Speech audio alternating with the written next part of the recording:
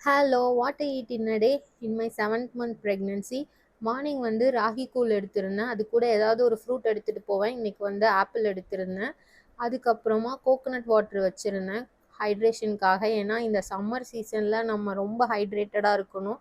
And coffee break அப்போது வீட்டிலேருந்து lemon extract கொண்டு வந்திருந்தனால நான் லெமன் ஜூஸ் மாதிரி பண்ணி அதையே நான் வந்து குடிச்சிட்டேன் காஃபிக்கு பதிலாக.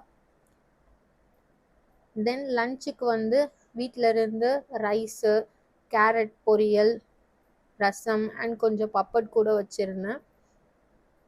அண்ட் ஸ்நாக்ஸுக்கு கொஞ்சம் நட்ஸ் அண்ட் ரஸ்க்கும் எடுத்துகிட்டு போயிருந்தேன்.